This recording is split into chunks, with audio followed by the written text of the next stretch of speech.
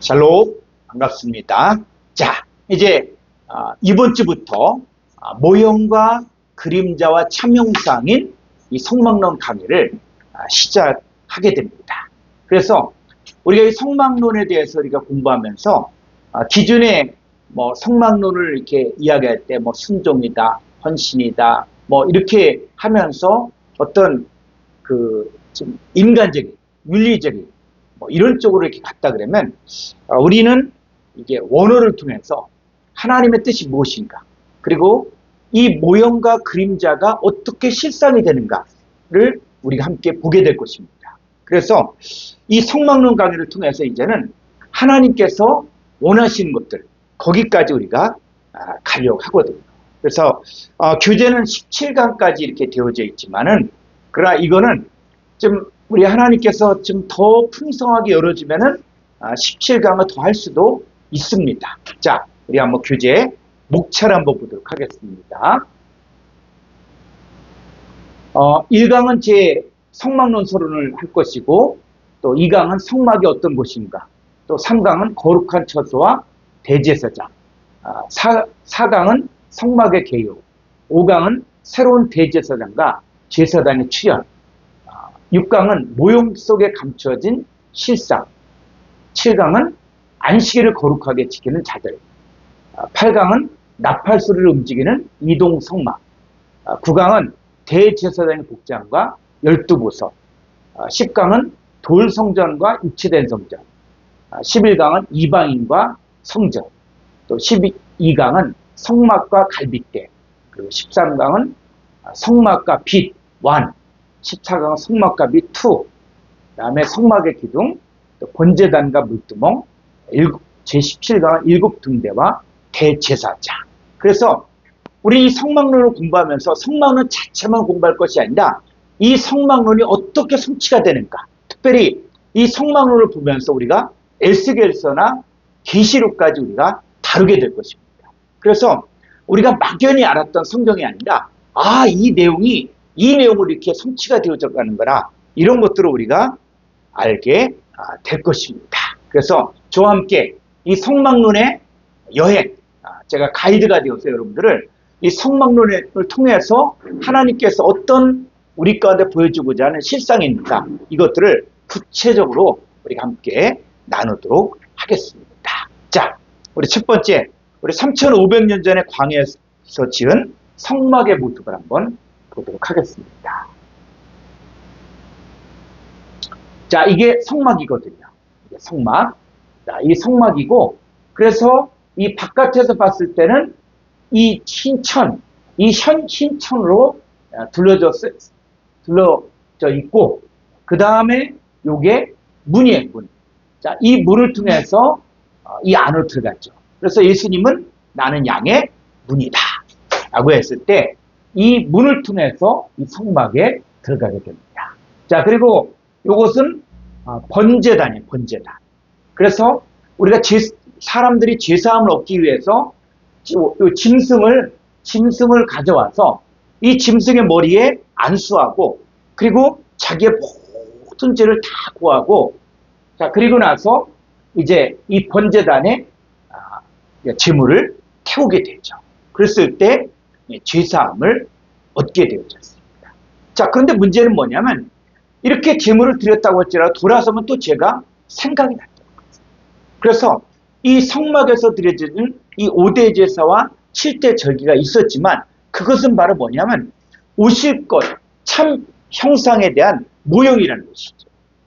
그래서 성막을 갖다가 이렇게 했으니까 우리가 이 제사를 갖다가 다시 재현해야 된다라고 이야기하고 다시 율법으로 돌아가는 것입니다.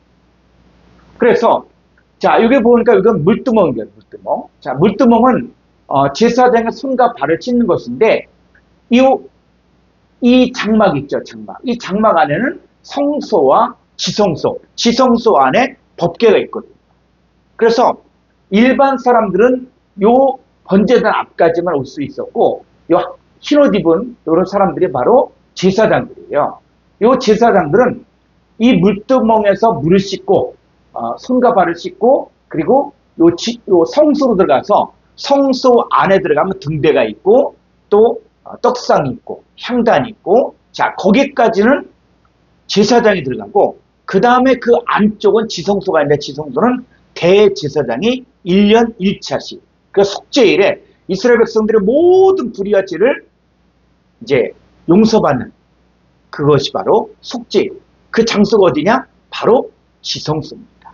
그래서 이제 이 성막론 강의를 통해서 이 성막론이 단순히 어떤 이 기능적인 면들을 이야기하는 것이 아니라, 이것이 바로 참 형상이 있기 때문에 우리는 참 형상을 봐야 됩니다. 그러니까 성경의 실체가 이거다라는 것들을 알게 되지만, 여러분들이 신앙생활을 어떻게 해야 될지, 그리고 내가 어떤 존재인지, 그리고 이 성막이 누구 안에? 내 안에 성취가 되어진 것들을 보게 될 것입니다. 그러니까 여러분들이 이제 보면은 이 지성소가 어디냐? 지성소. 지성소 어디냐 하는 것들이 원어 성경을 통해서 보면 정확하게 나오고 있어요. 그리고 이 법궤가 있는데, 법궤 안에는 뭐가 있습니까? 아론의 쌍난 지팡이가 있고, 만나를 담은 항아리가 있고, 십계명 돌판이 있죠. 그래서 요 세 가지가 어떻게 우리 안에 성취가 되는가 하는 것들은 이 성막론 강의를 이제 다 듣고 나서 여러분들이 이 말씀이 이렇게 성취가 되는구나. 그리고 내 안에 이런 역사가 있구나. 자, 그랬을 때 우리는 이 성막론을 이제는 모형이 아니라 실상까지 보고. 자, 예수님 마태복음 17장에서 변화산에서 변화갈 때 어떻게 해요? 얼굴이 해같이. 예수님의 모습이 해같이 하얀 빨래하는 자의 더 이상 빨래할 수 없는 그런 빛, 흰이죠, 흰. 자, 그런데 이 성막도 바깥에서 보면 다 무슨 색깔을 보여요? 흰색.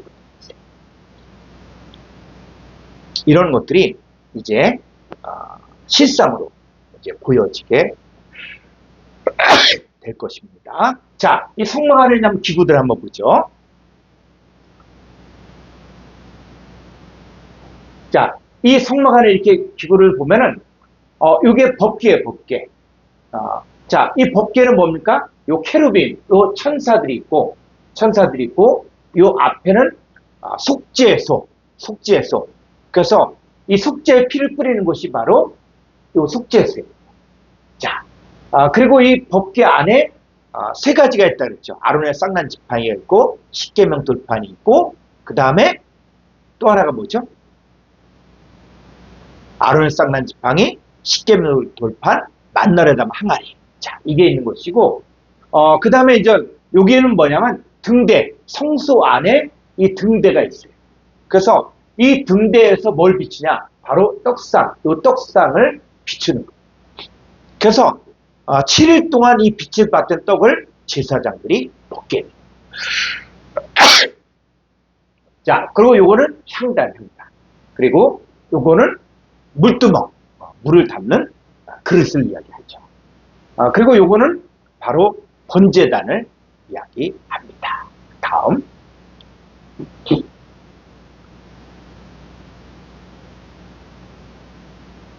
자, 이건 등대. 그래서 금 한 달란트를 쳐서 만들었죠. 그러니까 이 등대는 다 이 안이 연결이 돼요. 연결이 다 되어져서 여기에 기름을 채우면 이것이 여기도 가고 이렇게 7 등대가 나오게 되죠. 그래서 이것들은 계시록에 와서 실상으로 나오게 됩니다.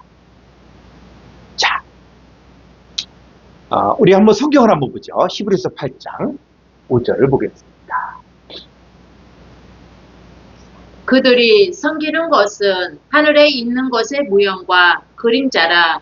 모세가 장막을 지으려 할 때에 지시하심을 얻은 것 같으니 이르시되 산과 모든 것을 산에서 내게 보이던 본을 따라 지으라 하셨느니라. 예. 자, 이 성막은 뭐냐면 하늘에 있는 것의 모형과 그림자라는 것이죠. 그러니까 하늘의 형상을 다 본 거예요. 그러면 성경에서 말하는 하늘이 뭐냐? 우리가 하늘 할 때 막연하게 공중에 떠 있는 하늘 이렇게 생각하면은 성경은 보이지 않습니다. 그러니까 성경은 전문적인 책이에요. 어떤 천문학으로 풀 수 있는 것도 아니고 또 어떤 과학으로 풀 수 있는 것들이 아니에요. 또 세상적인 것 갖고 풀 수 있는 게 아니라 여기는 하나님의 세계를 설명하고 있는 것이 바로 성경입니다. 그럼 성경에서 말하는 이 하늘이 뭐냐? 하늘이, 자, 창세기 19장 24절을 보겠습니다. 여호와께서 하늘 곧 여호와께로부터 유황과 불을 소돔과 고모라에 비같이 내리사. 예. 자, 여호와께서 하늘 곧 여호와. 자, 하늘이 뭐라는 얘기예요? 성경에서 말하는 하늘이 바로 뭐냐? 여호와 하나님을 이야기하는 거예요. 그래서 예수님께서도 내가 하늘로서 온 것은 내 뜻을 행하려 함이라 나를 보내신 아버지의 뜻을 행하려 함이라 그랬죠. 그러면 하늘로서 왔다는 것은 뭐냐면 아버지 하나님께로부터 왔다. 그래서 하늘은, 자, 아버지 하나님을 이야기하면서 또 구약의 여호와 하나님이 실상 육신의 모습으로 나타난 것이 바로 예수님이거든요. 그럼 예수님도 뭐예요? 하늘이다. 그리고 이 하나님과 예수님을 믿는 사람들도 바로 하늘에 속한 자들, 하나님께로부터 난 자들, 이렇게 되어지는 거예요. 그러니까 하늘은 무엇을 이야기하냐? 바로 아버지 하나님과 예수님과 하나님의 아들들이야. 그래서 성경은 무엇을 이야기하고자 하는 것이냐? 바로 아버지 하나님과 예수님과 성도와의 관계. 자, 이게 바로 뭡니까? 하늘에 있는 것의 실제라는 거예요. 그러니까 성막은 무엇을 이야기하고자 하면 성막이 지향하는 것들, 성막은 무엇을 말하는 것이냐? 바로 하늘에 있는 것들, 즉 아버지 하나님과 아들 예수님과 성도와의 관계를 설명한 것이 바로 성막이다. 그래서 이 성막에서의 이 드려지는 제사가 있고 절기가 있죠. 그래서 구약을 대표적으로 하는 것이 뭐냐면 5대 제사와 7대 절기가 있습니다. 이 5대 제사와 7대 절기가 바로 하나님의 백성이 되어지는 과정 가운데서 반드시 지켜야 될 것입니다. 근데 오늘날의 문제는 뭐냐면 오늘날은 그냥 은혜로 말미암아 구원받았다, 믿음으로 구원받았다 라고 이야기하니까 이것이 그냥 다 각자 믿음으로 구원받았다, 은혜로 구원받았는데 믿는 게 어떤 차원인지 어떤 상태인지 이것들이 안 나온다는 거예요. 근데 구약에서 이 5대 제사를 갖다가 공부하게 되어지면 여러분들은 이 5대 제사를 통해서 신앙생활의 겉상태와 속상태가 다 나옵니다. 하나님께 번제를 드린다고 이야기했을 때 그래서 5대 제사가 바로 뭡니까? 번제, 소제, 화목제, 속제제, 속건제. 그랬을 때 이 5대 제사를 드린 모습을 보면은 아, 하나님께 드려진다라고 얘기할 때 우리 몸을 거룩한 산 제사로 드려야 되잖아요.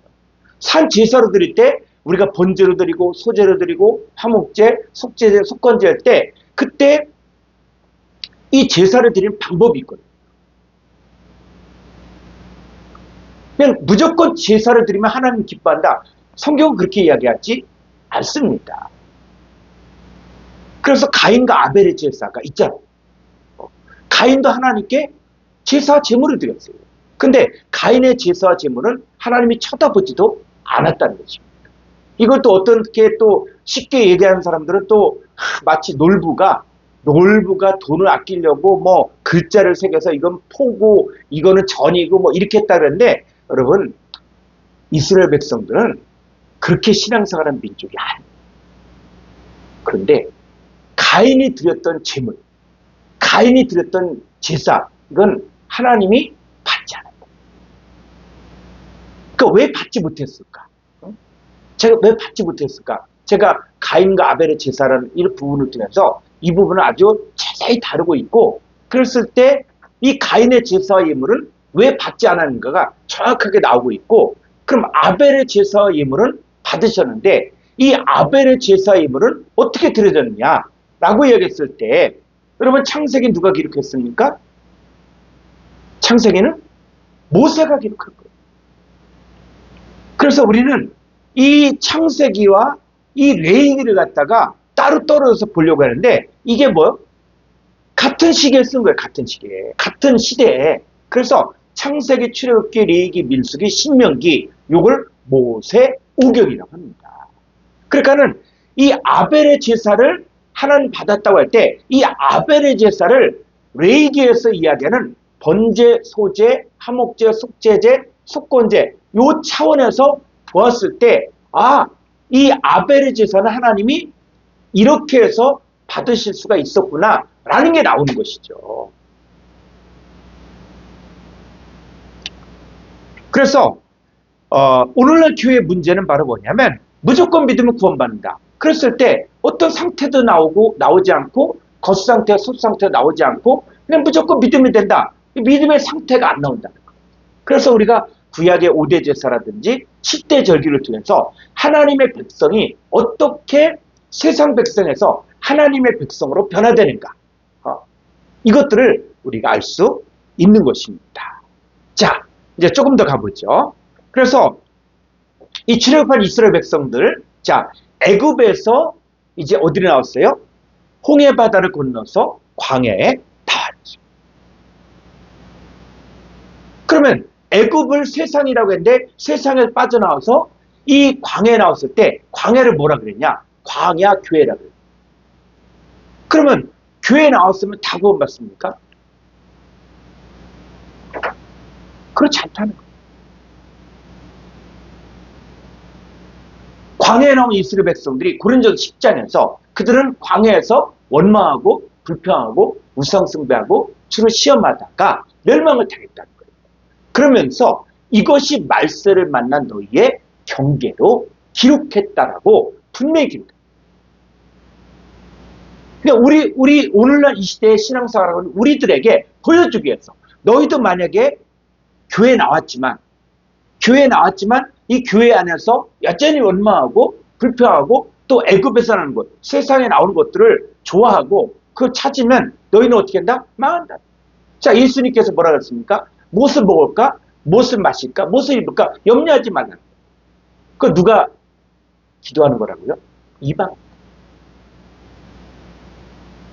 우리가 교회 안에서 무엇을 먹을까? 무엇을 마실까? 무엇을 입을까? 금심하고 염려하고 그것만 구하면 하나님은 넌 이방입니다.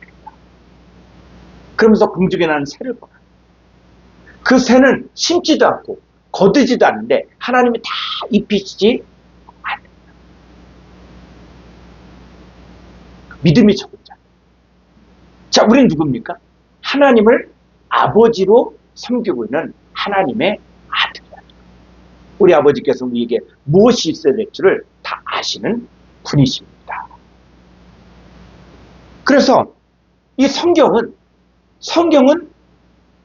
예수 믿는다고 무조건 구원받는다? 그렇지 않습니다. 마태복음 25장에 보니까는 두 종류의 사람들이 있죠. 하나는 슬기로운 처녀와 미련한 처녀. 다 신랑을 기다려요. 다 신랑을 기다렸는데 그 미련한 처녀. 여러분 미련하다는 이 말이 헬라어로 모르스인데 이 모르스는 미스테리온, 비밀에서 이래요. 그러니까 미련한 처녀는 뭐냐? 이 비밀을 몰랐다는 거예요. 하나님의 비밀도 모르고 그리스도의 비밀도 모르고 그 다음에 또 사탄의 비밀도 몰랐다는 거예요. 그 다음에 양과 염소가 또 나눠지죠. 그러니까 하나님 섬긴다고 이야기했지만 어떤 사람들은 하나님 인정하지 않고 혼인잔치에 들어가지 못하고 어떤 사람은 버림받는 거예요. 그래서 우리 신앙생활들은 이제는 사람들이 인정하고 잘한다고 해서 되는 것이 아니라 하나님이 인정하는 상태까지 가려면 이 성막 안에서 드려졌던 이 5대 제사와 7대 절기 이런 것들을 통해서 구원받는 하나님 백성이 이제는 어떤 상태 그리고 어떤 모습으로 바뀌어져야 되는구나 하는 것들을 우리가 성막론 공부를 통해서 이제 하나하나 여러분들이 알게 될 것입니다. 자, 출애굽기 25장 40절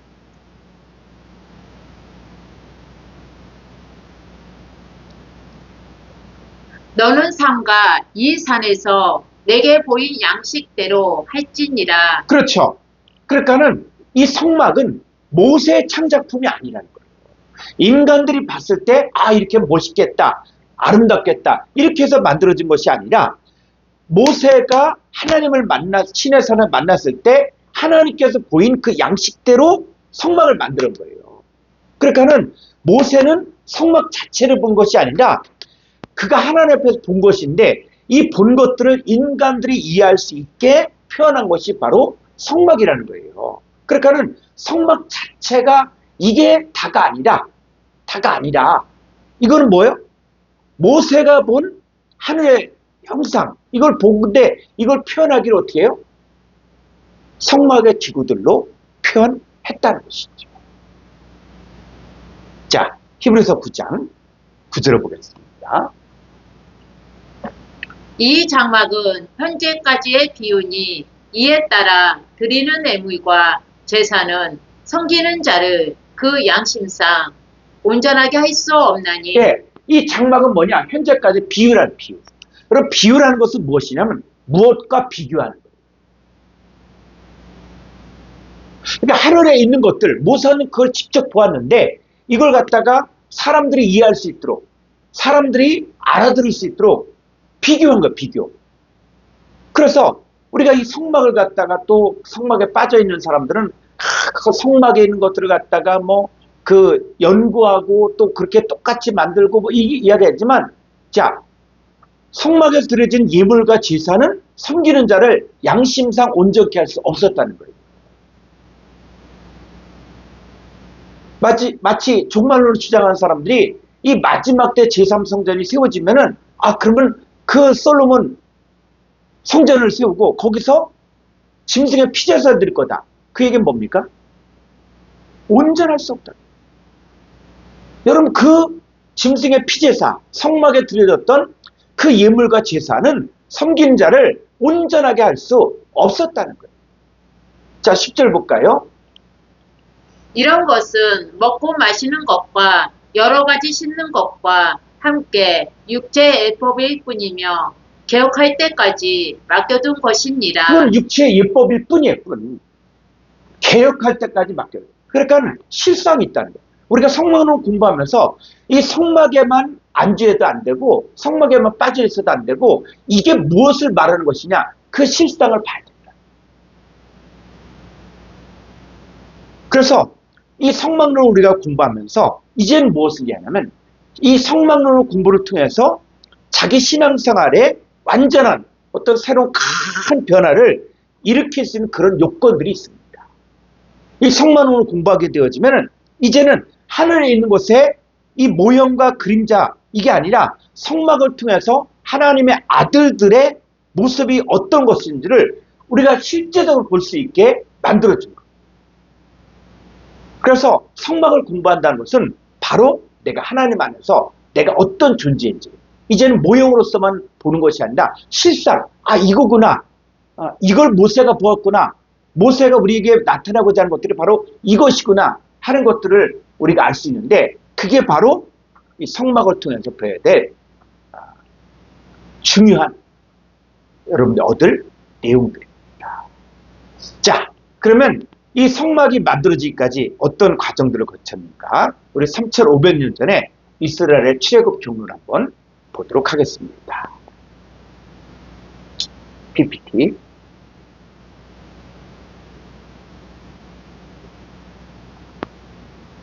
자, 이스라엘 출애굽 경로와 40년간 광야 여정. 자, 보면 자, 이스라엘 백성들이 이 애굽에서 탈출할 때 그 처음 탈출하는 곳이 어디냐? 바로 라암셋이다.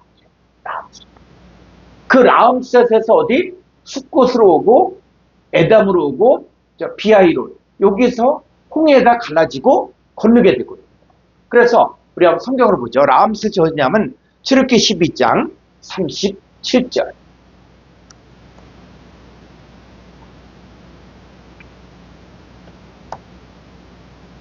이스라엘 자손이 라암셋을 떠나서 스콧에 이르니 유아위에 보행하는 장정이 60만 가량이요. 예, 자 출애굽기 아주 분명히 나오고 있죠. 이스라엘 자손은 어디에서? 라암셋을 떠나서.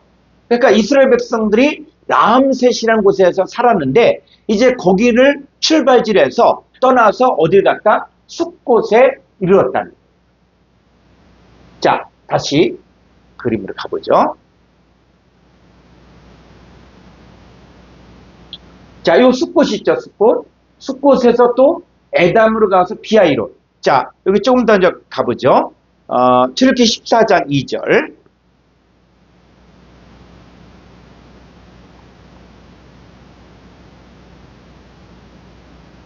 이스라엘 자손에게 명령하여 돌이켜 바다와 믹도이 사이에 비아히롯 앞 곧 바이스본 맞은편 바닷가에 장막을 치게 하라. 그렇죠.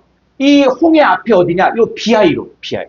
그러니까 요거는 실제적인 역사 가운데 이제 하나님의 뜻이 나오는 거예요. 그러니까는 이 출애굽 여정을 정확하게 성경에 기록해 놓은 것은 요런 장소, 그랬을 때 이게 가상의 장소가 아니라 실제적인 장소라는 것이죠. 그래서 홍해 바다 앞에서 이제는 홍해가 갈라진 기적이 비하이롯이라는 곳에서 이루어지게 된 것입니다. 자, 그래서 이제 홍해를 다시 가보죠. 자, 이제 홍해를 도하여서 간 곳이 어디냐? 요 홍해를 도하여서 쭉 에담 강을 거쳐서 요 어디야? 요 마라가 있고 엘림이 있어요.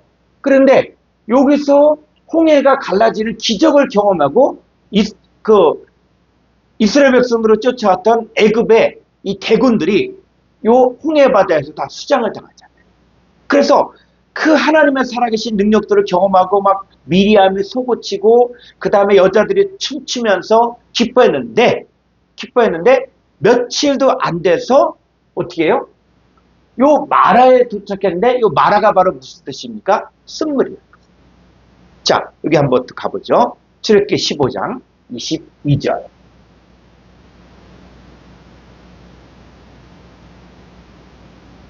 모세가 홍해에서 이스라엘이 인도함에 그들이 나와서 수르 광야로 들어가서 거기서 사흘길을 걸었으나 물에 얻지 못하고. 예. 그래서 홍해를 건너고 나서 요 수르 광야로 들어가서 사흘길을 걸었죠. 사흘길. 자, 사흘길을 걸었는데 물을 얻지 못했어요. 그래서 자, 23절.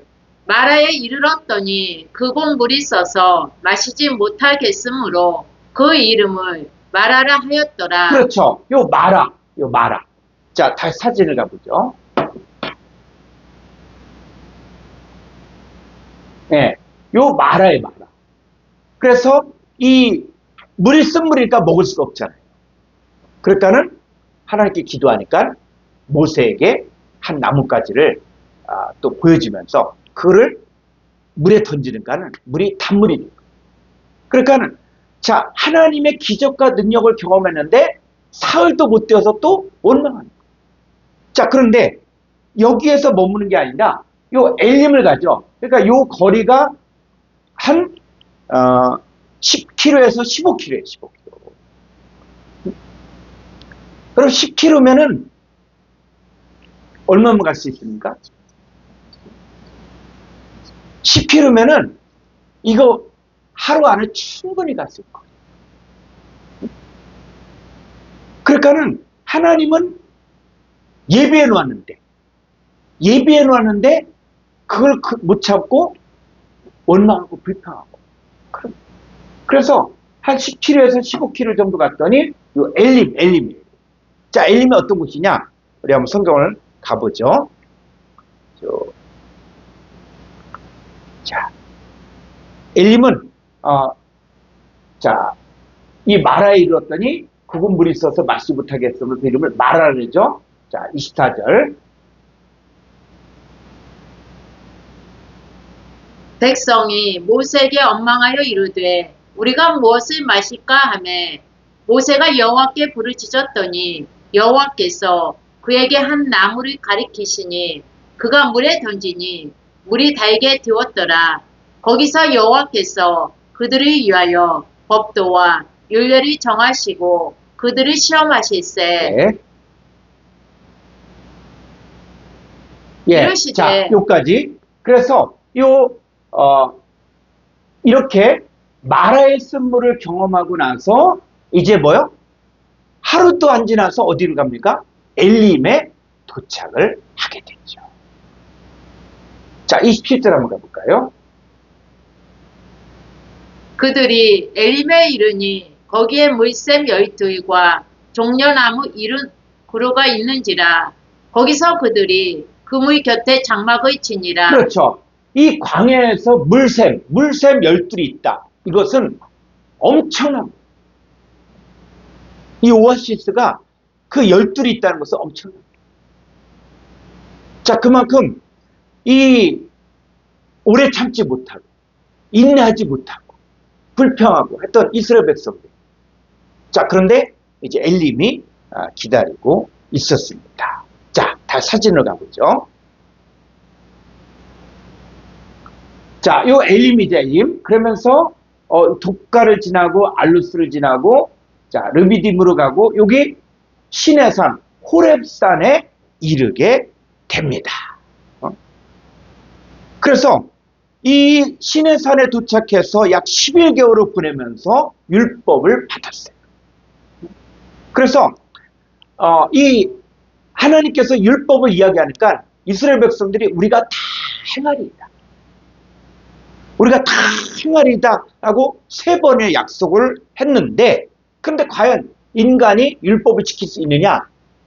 여러분, 그 3번씩이나 하나님께 다짐했던 이 고백을 하고 나서 얼마 지나지 않아 금송아지 우상을 만들어 섬겼고.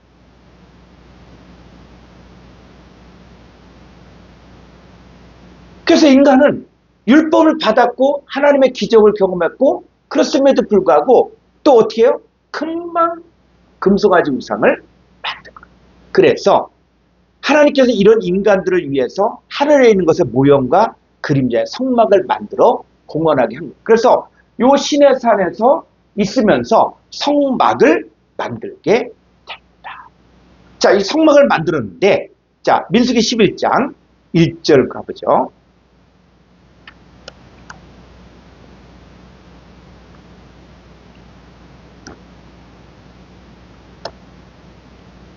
여호와께서 들으시기에 백성의 악한 말로 엉망하매 여호와께서 들으시고 진노하사 여호와의 불을 그들 중에 붙여서 진영 끝을 사르게 하시매 백성이 모세에게 불을 지즘으로 모세가 여호와께 기도하니 불이 꺼졌더라.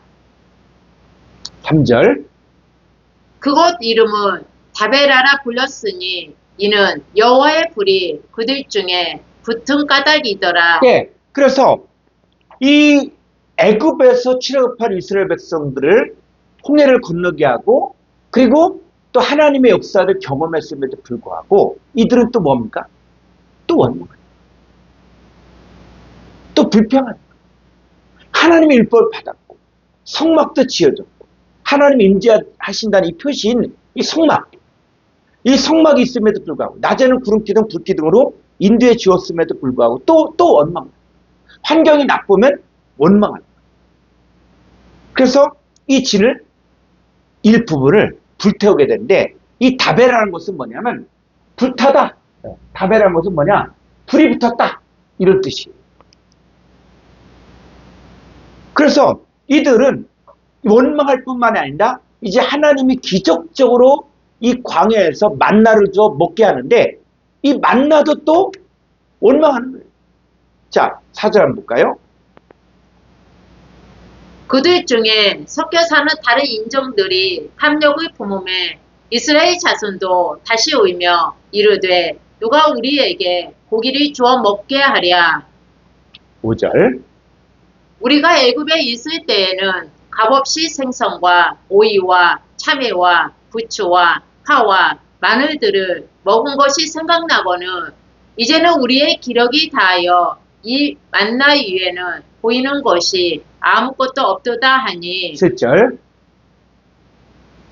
만나는 가시와 같고 모양은 진주와 같은 것이라 8절. 백성이 두루다니며 그것을 거두어 맷돌에 갈기도 하며 절구에 찢기도 하고 가마에 삶기도 하여 과자를 만들었으니 그 맛이 기름 섞은 과자 맛 같았더라. 예. 그런데 요 기름 섞은 과자 맛, 여러분 기름 섞은 과자 맛이 좋습니까?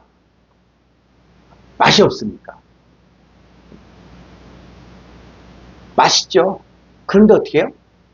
나중에는 이 만나조차 하나님이 기적적으로 이 만나를 준 것들을 이젠 박한 음식, 응? 박한 음식이다. 이 만나를 싫어요. 그래서 또 하나님이 진노하게 되어지죠. 그래서 이 만나를 또 멸시하고 진짜 애굽의 생선과 고기와 이 부추, 이것들을 또 그리워하고, 그러니까 하나님께서 메추라기를 보내서 아주 한 달을 시큼 먹게. 그래서 어떤 사람들은 또 만나 메추라기를 메추라기 먹이시는 하나님 이렇게 이야기하는데, 여러분 메추라기는 하나님이 진노해버리거든요. 자, 민수기 11장 33절 가보죠. 11장 33절. 고기가 이 고기가 바로 뭐예요? 메추라기. 한 달 동안은 아주 질리도록 먹겠는데, 근데 하나는 뭐예요?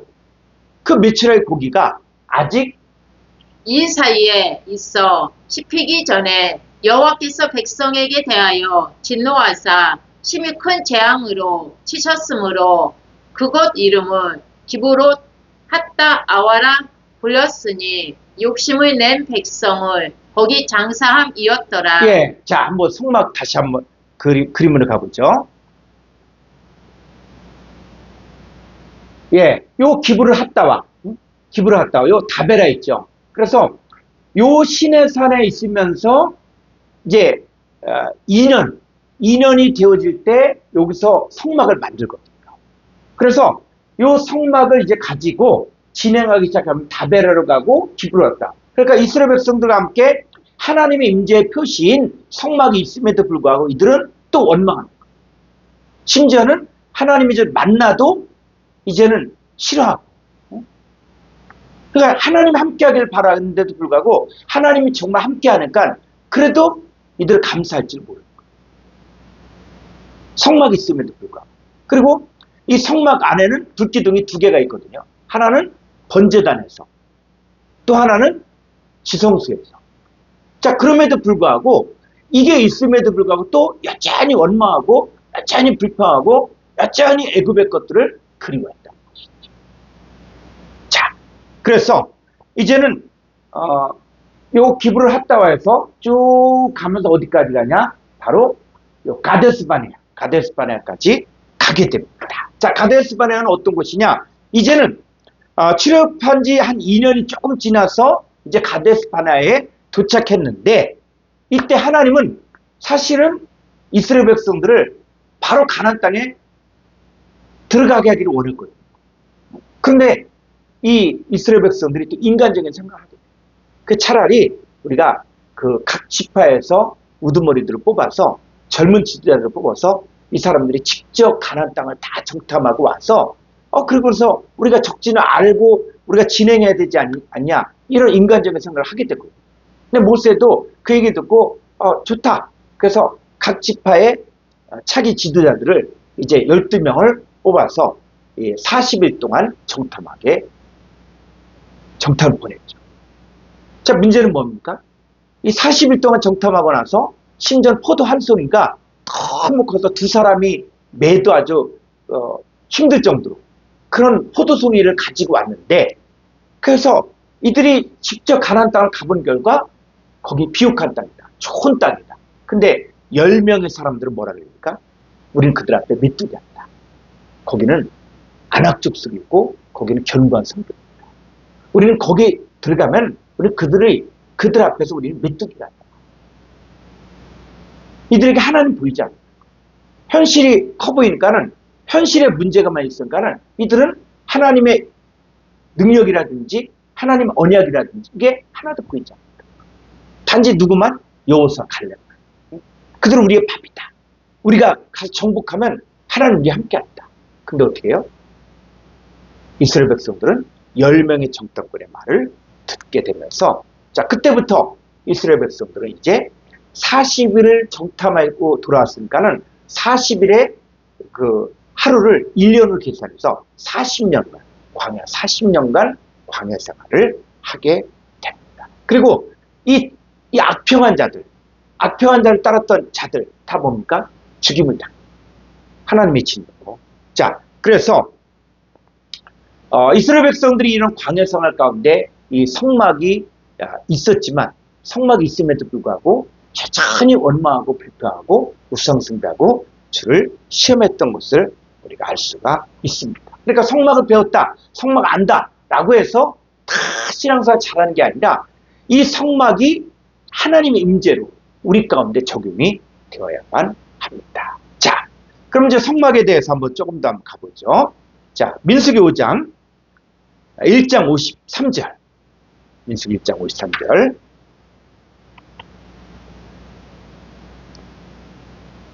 레위인은 증거의 성막 사방에 진을 쳐서 이스라엘 자손의 희중에게 진노가 임하지 않게 할 것이라. 레위인은 증거의 성막에 대한 책임을 지킬지니라 하셨습니다. 예. 자, 증거의 장막 사방에 이제 레위인이 이제 진을 치고 지키고 있죠. 자, 이 성막 주위에 한번 12지파의 배지는 보죠.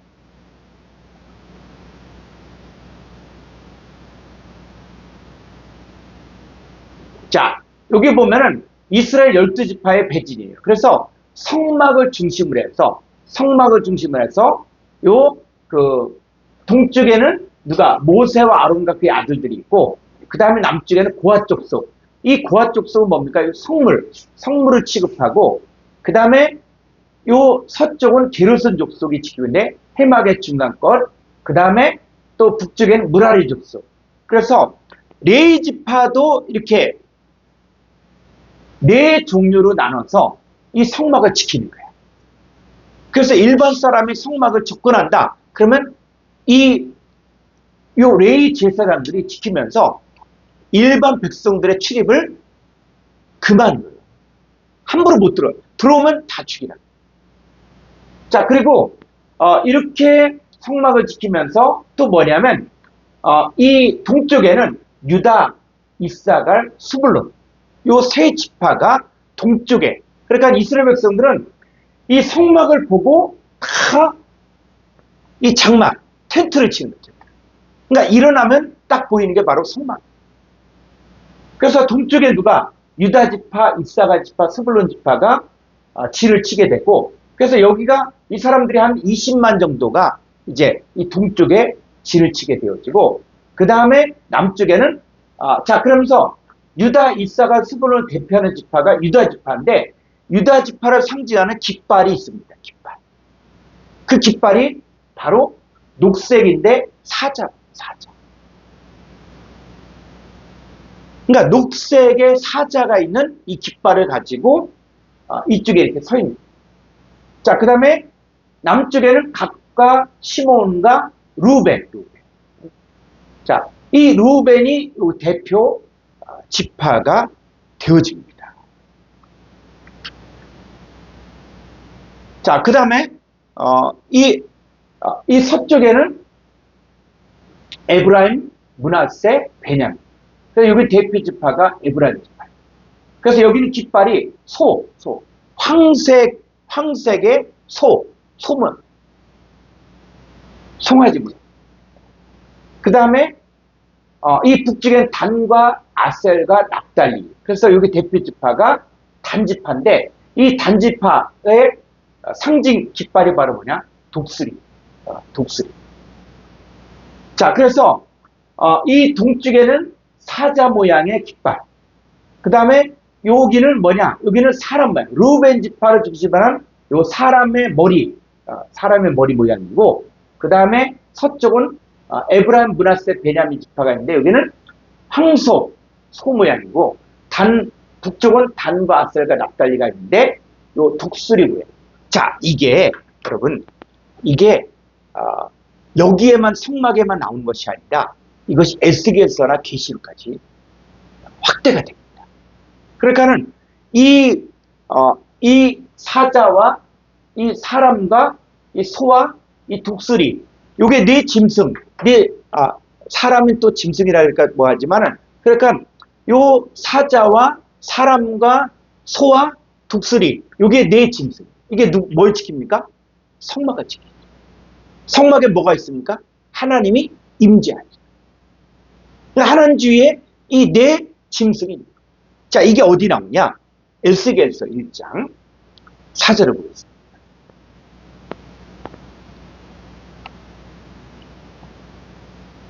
내가 보니 북쪽에서부터 폭풍과 큰 구름이 오는데 그 속에서 불이 번쩍번쩍하여 빛이 그 사방에 비치며 그 불 가운데 단쇠 같은 것이 나타나 보이고 그 속에서 내 생물의 형상이 나타나는데 그들의 모양이 이러하니 그들에게 사람의 형상이 있더라.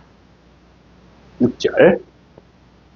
그들에게 각각 내 얼굴과 내 날개가 있고 그들의 다리는 곧은 다리요 그들의 발바닥은 송아지 발바닥 같고 광낸 불이같이 빛나며 8절. 그 사방 날개 밑에는 각각 사람의 손이 있더라. 그 네 생물의 얼굴과 날개가 이러하니 날개는 다 서로 연하였으며 갈 때에는 돌이키지 아니하고 일제히 앞으로 곧게 행하며 10절.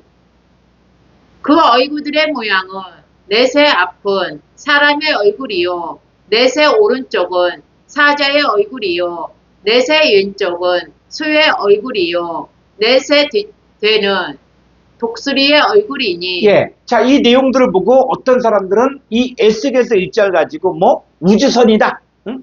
또 요 네 생물에 대해서 뭐 여러 가지 이야기를 하는데, 자, 이 네 생물이 뭐라고요, 지금? 네 생물의 넷의 앞은 사람의 얼굴이고 또 사자의 얼굴, 소의 얼굴, 독수리 얼굴. 자, 이걸 가지고 여러 가지 것들 이야기하지만 이게 뭡니까? 성막 주위에 12지파가 있는 것들을 이야기한다는 거예요. 그래서 사람의 모양의 이 깃발은 루벤 지파고, 응? 그 다음에 사자 얼굴, 요거는 뭡니까? 유다, 이사갈, 스불룬을 상징합니다. 다시 우리 가보죠. 그래서 에스겔 1장을 풀려면은 바로 성막에서 이야기하는 이 이스라엘 12지파의 진을 봐야 돼요. 그래서 유다, 이사갈, 스불룬 지파가 요 유다 지파의 사자. 그 다음에 남쪽은 루벤과 시몬인데 이 루벤 지파가 대표 지파인데 사람 머리. 그 다음에 서쪽은 에브라임, 므낫세, 베냐민인데 에브라임 지파. 그래서 요걸 소. 그 다음 북쪽은 단, 아셀, 납달리, 바로 독수리입니다. 네 생물이 있잖아요. 요 네 생물은 성막을 지키는 12지파를 이야기하는 거예요. 이게 우주인이다, 우주선이다, 이런 얘기다.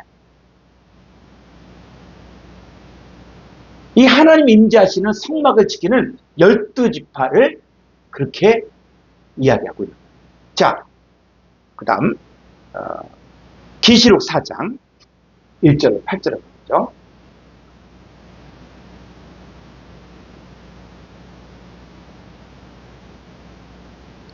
이후에 내가 보니 하늘에 열린 문이 있는데 내가 들은 바 처음에 내게 말하던 나팔 소리 같은 그 음성이 이르되 이리로 올라오라. 이후에 마땅히 일어날 일들을 내가 내게 보이리라 하시더라. 예, 사도 요한은 하늘에 열린 문이 있는데 바로 직접 올라와라.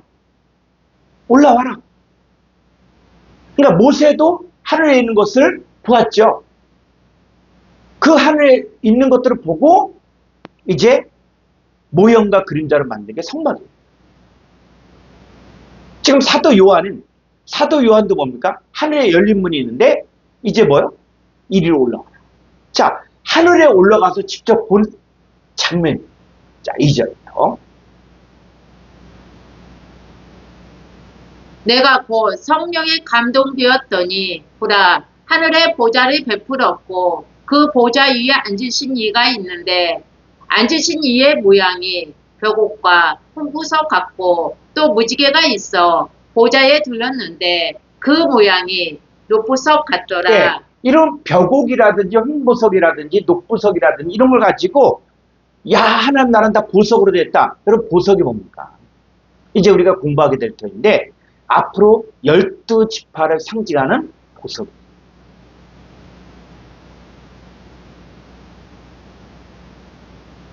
그러나 보석으로만 보면 끝나는 게 아니라 이게 뭐라고요? 하나님의 자녀들을 표현하는 거예요. 그래서 4절 또 보좌에 둘러 24 보좌들이 있고 그 보좌들 위에 24 장로들이 흰옷을 입고 머리에 금관을 쓰고 앉았더라. 보좌로부터 번개와 음성과 우레소리가 나고 보좌 앞에 편 등불 7이 있으니 이는 하나님의 7영이라. 예, 보좌 앞에 편 등불 7 있죠. 7. 응? 등대가 몇 개? 7개가 있잖아요. 근데 그게 뭐라고요? 하나님의 7영이라는 거예요. 그러니까 우리가 성경을 보면서 그냥 등대만 가지고 황금으로 만들었구나. 금 1달란트로 만들었구나. 이것만 생각하면 안 되고 이거 뭘 이야기하냐? 하나님의 7영이라는 거예요. 그럼 하나님의 7영 하면 영이 뭡니까? 그러니까 막연한 영 이렇게 보지 말라. 자, 고린도전 6장 17절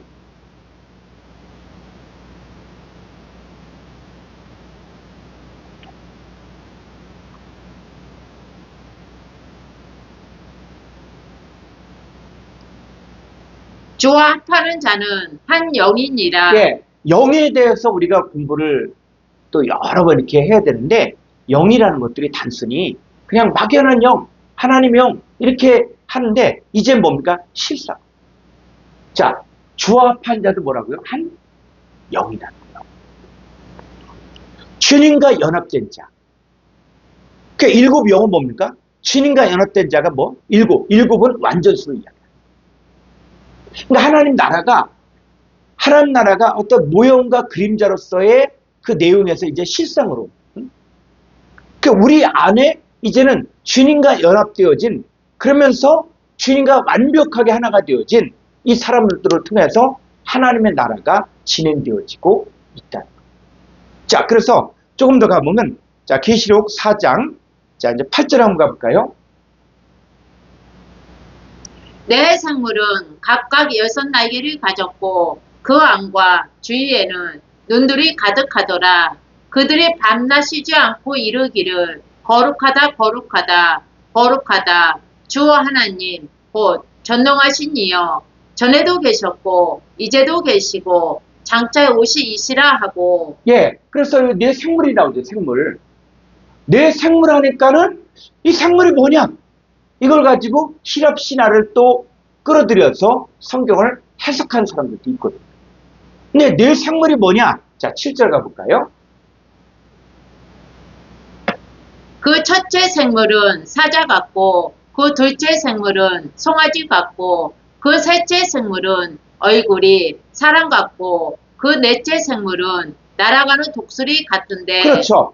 그러니까 이 생물을 보니까 사자 같고 송아지 같고 또 얼굴이 사람 같고 날아간 독수리 같고. 여러분 이 네 생물이 뭡니까? 이걸 가지고 또 뭐 불교의 사철항상을 갖고 이야기하는 사람들이 있는데 이거는 뭡니까?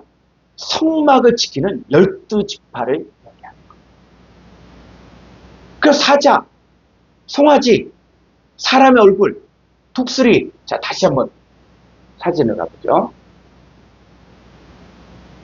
네, 이 성막, 하나님 임재하신 이 성막 주위에 뭐가 있다?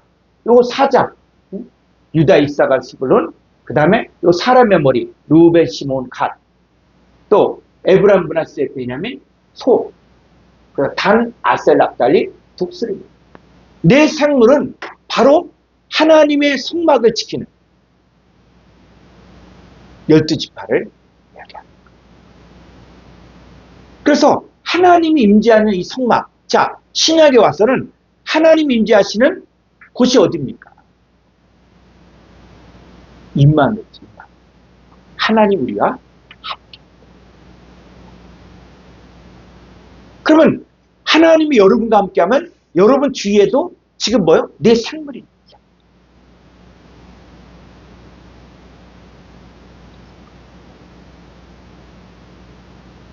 이 내 생물을 하니까 어떤 또 생물로 있네. 생물이 뭐다? 12지파예요.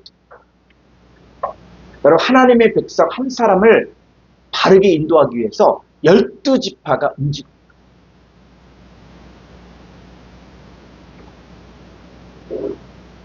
자, 그랬을 때 계시록 4장 8절 보니까 8절 내 생물은 각각 6날개를 가졌고 그 안과 주위에는 눈들이 가득하더라. 네, 눈들이 가득하다. 그러니까는 이걸 가지고 또 막 상상을 합니다.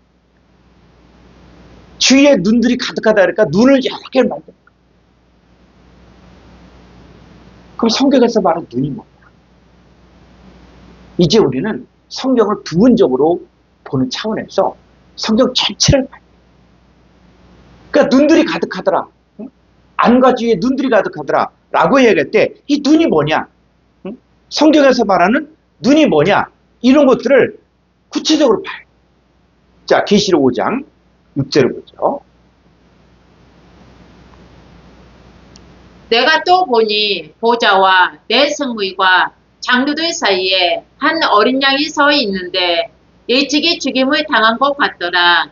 그에게 7부위와 7눈이 있으니 예. 자, 어린 양에게 뭐 7뿔이 있대, 뿔. 그럼 뿔이 있다는 얘기가 그냥 어떤 도깨비 뿔, 이런 걸 얘기합니까? 뿔이 7이라 그러면 7개 있는 거네? 성경은 뭐다? 비유파라고 있다. 그럼 뿔이 성경에서 뭘 말하는가? 응? 이걸 봐야죠. 그래서 7뿔과 7눈이 있대. 그러니까 7눈이 있으면 그냥 이걸 가지고 아, 눈이 7개구나 이렇게 보지 말아요. 왜? 성경이 성경을 풀어주고 있기 때문에. 자, 이 눈이 뭡니까? 이 눈들은 온 땅에 보내심을 받은 하나님의 7영이더라. 네, 눈들이 뭐로 바뀌어져요? 온 땅에 보내시면 하나님의 7영이에요. 0. 눈이 뭐냐? 7영이라는 거예요. 그러면 0이 뭡니까? 성경에서 말하는 0이 뭐예요? 아까 본 것처럼 고린도서 6장 17절에 주 앞에 한 0이라고 했잖아요. 그러니까 성경에서 바로 7은 완전수가. 그러니까 주님과 연합되어진 이런 완전한 존재들이 7이 있다는 거예요. 여러분 7이 있다는 것은 그냥 7명 이것만 이야기하는 게 아니에요. 7이 12이 되기도 하고 120이 되기도 하고 70명이 되기도 하고 14만 4천까지 되어집니다. 그러니까 그들은 하나님 북에 하나님 일들을 온전케 행하는 하나님의 7영이라는 것이죠. 그러니까 여러분들이 바로 하나님의 눈이 됩니다. 이 땅에는 하나님의 자녀들이 다 하나님의 눈들입니다. 자, 역대하 16장 9절을 보세요.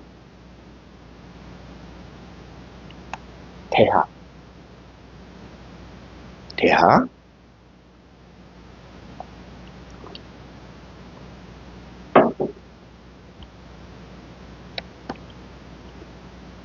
여호와의 눈은 온 땅을 두루 감찰하사 전심으로 자기에게 향하는 자들을 위하여 능력을 베푸시나니. 예, 여호와의 눈은 온 땅을 두루 감찰하사 전심으로 자기 행하는 자들을 위하여 능력을 베푸시나니. 그랬을 때 여호와의 눈 하면은 여호와의 눈을 갖다 그냥 막연한 어떤 여호와의 눈 이것이 아니라 온 땅을 두루 감찰하사 누굴 통해서? 주 합한 자들의 눈을 통해. 하나님 역사하신다. 자, 스가랴서 4장 10절을 보겠습니다.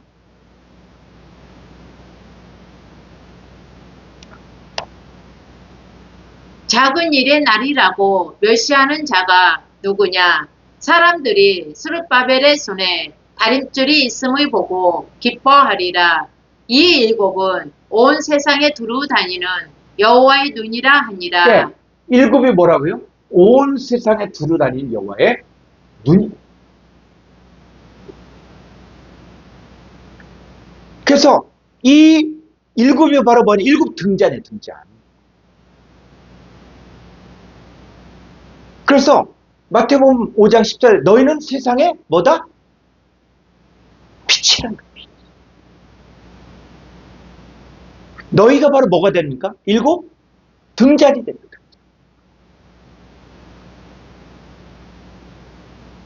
그 등잔의 빛이 떡상에는 떡을 비추잖아요. 그래서 이 일곱 등잔은 뭐다? 온 세상에 두다는 여호와의 눈. 여호와의 눈이 됩니다. 그래서 주합한 한 영이 되어진 이 사람들을 통해서 하나님 나라가 진행되어지고 있다는 거예요.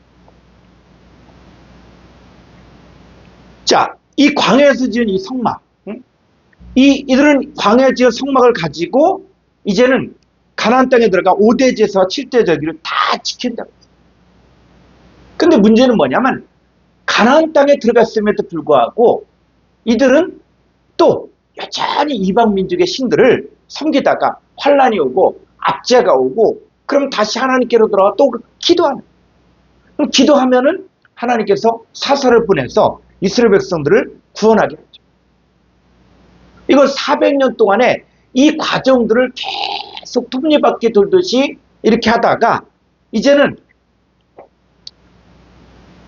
마지막 사사인 이 사무엘의 지도를 받아서 이 블레셋 압제에서 해방됐어요. 그러자 이제 이스라엘 백성들이 이제 우리에게 왕을 세워달라. 사무엘은 왕이 세웠을 때 그 왕 세우면 누가 있어요? 뭐 내시도 있어야 되고 시녀도 있어야 되고 음식 만드는 자도 있고 또 마차를 끄는 사람도 있고 이거 다 종들 있잖아. 원래는 이스라엘 백성이 어려울 때 사사를 딱 보내서 그 사사가 하나님의 능력으로 이제 외적을 물리치면 그러고 나서 이 사사는 또 뭡니까? 다시 본업으로 돌아가요. 근데 왕이란 제도를 이제는 세워서 우리도 눈에 보이는 그런 사람을 갖다가 우리가 이제는 세워달라. 그래서 사울왕을 세우게 됐죠. 그러니까 이 사울왕이 처음에는 하나님을 경외하고 겸손하고 다 그랬어요. 근데 점점 지나다 보니까 어떻게 해요? 이제 강력한 왕권을 세우게 돼요. 이 강력한 왕권을 세우다 보니까 이제는 뭐야? 인기를 갖다가 쫓아가게 돼요. 그래서 하나님 명령보다는 사람들이 좋아하는 거예요. 사람의 기준이 돼요. 그래서 이 다윗이라는 이 청년이 골리앗을 쓰러뜨리고 전쟁에서 공로를 세우잖아요. 그 사의를 삼잖아요. 근데 이 사울 왕이 왕권에 눈이 멀고 그러니까는 얘가 이제 얻을 것을 왕자 자리밖에 없다 하면서 그때부터 이 다윗을 핍박하고 죽이려고 하고 이 다윗은 도망자의 생활을 하게 돼. 그래서 10년의 이 기간이 지나면서 이제 사울 왕이 죽게 되고 다윗이 이제는 유다 왕이 되었다가 전 이스라엘의 왕이 되었죠. 그러니까 다윗의 마음 가운데 이제 나는 이렇게 왕궁에 거하는데 하나님이 계신 이 성막은 너무 좁아졌죠. 그럼 성막 크기가 어떻게 됩니까? 이 장이 50m. 그리고 너비가 또 20m밖에. 그 아주 조그만 거예요. 자, 그런데 이제 다윗은 하나님을 사랑하는 마음으로 성전을 짓고 싶어 했거든. 근데 너는 손에 피를 많이 붙였으니까 너는 안 되고 내 아들 솔로몬을 통해서 이제 성전을 짓게 하겠다. 그래서 다윗 생에 그가 살아있는 동안 이 성전을 지을 준비를 다 하게 되고 이제 다윗 왕이 죽고 솔로몬 왕이 등극하고 나서 이제는 4년 지나서 솔로몬 성전을 짓게 돼요. 자, 열왕기상 6장 1절을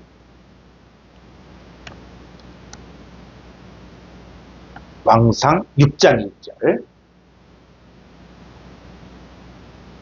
이스라엘 자손이 애굽 땅에서 나온 지 480년이요. 솔로몬이 이스라엘 왕이 된 지 4년 12월 곧 둘째 달에 솔로몬이 여호와를 위하여 성전 건축하기를 시작하였더라. 그렇죠. 그래서 이 솔로몬 성전은 애굽 땅에서 나온 지 480년 지나서 이제 세우게 되고, 솔로몬이 이스라엘 왕이 된 지 4년. 자, 이렇게 역사적으로 이렇게 증명이 됩니다. 그래서 이제 성전을 건축하게 됩니다. 자, 이때 지은 이 성전이 한번 볼까요? 그림.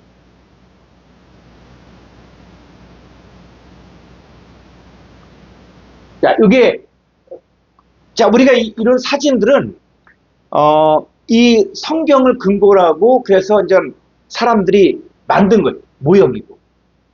근데 이게 정확하다. 그렇지 않습니다. 아마 이런 것일 것이다. 이 성경을 보고 이렇게 만드는 거예요.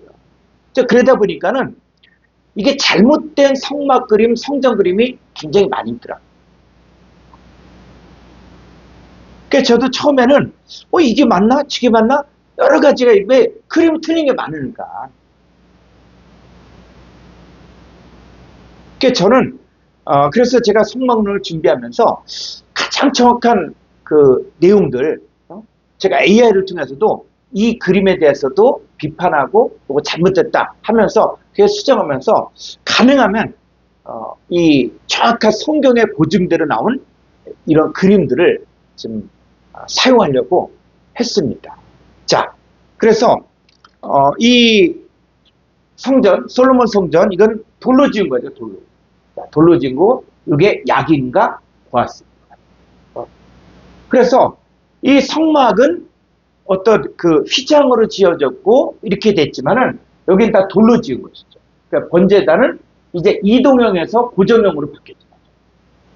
그리고 요거는 지금 여기가 이렇게 이게 뭐가 있냐, 물두멍이 5개 있고 여기 5개 있고 이게 바다거든요, 바다. 자, 이렇게 되는데 지금 이 성전의 그림들을 이렇게 보니까 어떤 데는 있고 또 어떤 건 없고 그런 게 있어요. 자, 그래서 한번 그 다음 걸 한번 보죠.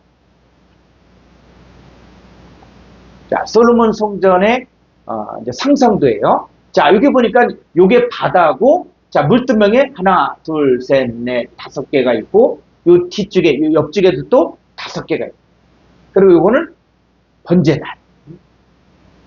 자, 요렇게 요거는 바다, 물두멍인데 큰 거는 뭐라 그러냐? 바다라고 얘기해요. 바다. 자, 이렇게 되고, 그 다음에 내부를 한번 보죠.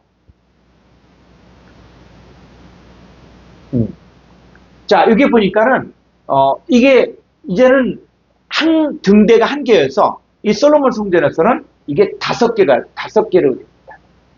5개. 그리고 그 앞에 뭐가 있습니까? 이 떡상이 또 있는 거예요. 그러니까 떡상도 10개. 그 다음에 등대도 10개. 자, 그리고 요 향단이고, 그리고 요 안쪽은 바로 지성도고, 자, 이런 내용들, 자, 있습니다. 자, 그리고 나서, 이 솔로몬 성전을 짓고 나서, 이제, 이스라엘 백성들이 이 솔로몬 성전에서 신앙생활을 하다가, 이제, 예루살렘 성이 불타고, 나라가 망하게 되고, 바벨론 포로로 붙잡혀 가게 됩니다. 자, 바벨론 포로로 붙잡혀가면서 거기서 이스라엘 백성들이 신앙을 유지해야 되는데 또 거기 가서는 이미 성전은 다 불탄 상태이기 때문에 성전이 없으니까 제사와 제물을 드릴 수가 없었던 거예요. 자, 그때 등장하게 된 것이 바로 뭐냐면 바로 회당이라는 것입니다. 자, 회당 한번 그려볼까요?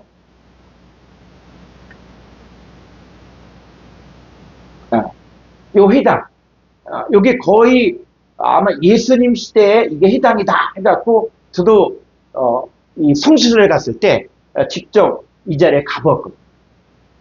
그래서 이 돌로 지어졌다. 아마 예수님 시대에 이게 회당을 갖다가 이렇게 복원해 놓았습니다. 자, 그 다음 볼까요?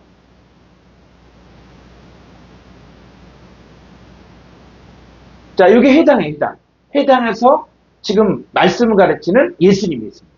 그래서 해당은 이게 설교자가 있고, 그 다음에 이렇게 옆에 앉아서, 이 돌이라든지 이걸 통해서 여기 앉아서 설교를 듣는 그런. 그래서 해당은 어떤 곳이냐? 바로 이스라엘 백성들을 이제는 제사를 드리지 못하니까 율법을 가르치고 전수하는 교육의 장소, 그리고 안식이라는 율법을 강론하고 드는 장소로 사용되었습니다. 그래서 예수님도 이제 그 40일 동안 금식기도 마치고 또 승리하고 그러고 나서 자기 고향에 가서 나사렛 해당에서 말씀을 들고 설교합니다. 그래서 예수님도 우리 목소리만 알고 있는데 이 해당에서 설교하는 설교자, 즉 해당자입니다. 그래서 예수님이 목수였다. 또 바울이 장막을 깁는다. 그랬을 때 이 장막 깁는다. 그러니까 텐트 메이커보다 이렇게 이야기하는데 성경에서 말하는 장막이 뭔지를 알면은 또 예수님이 목수였다. 목수가 뭐 하는 겁니까? 집을 짓는 거지. 근데 집이 어떤 집입니까? 네, 육신적인 사람이 사는 집을 짓는 것이냐? 아니면 하나님의 집을 짓는 것입니다.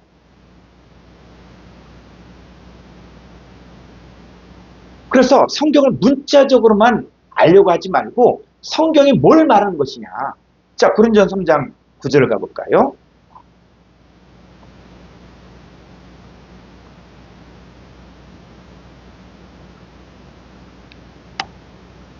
우리는 하나님의 동역자들이요 너희는 하나님의 밭이요 하나님의 집이니라. 네, 그러니까 우리가 뭐라고요? 하나님의 집이다. 그러니까 집을 짓는다. 목수. 그랬을 때 이 집을 짓는다고 할 때 어떤 집이냐? 하나님.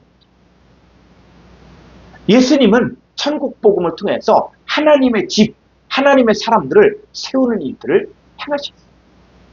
그래서 내가 온 것은 내 뜻을 행하려 함이 아니라 나를 보내신 아버지 하나님의 뜻을 행하려 합니다. 자, 그런 면에서 예수님도 목수예요.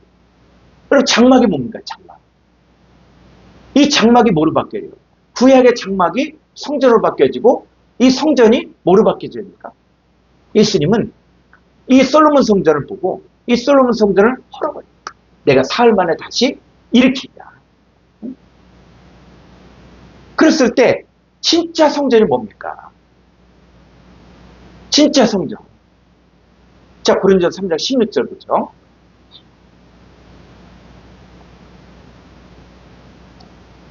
너희는 너희가 하나님의 성전인 것과 하나님의 성령이 너희 안에 계시는 것을 알지 못하느냐. 네, 너희가 바로 하나님의 성전입니다.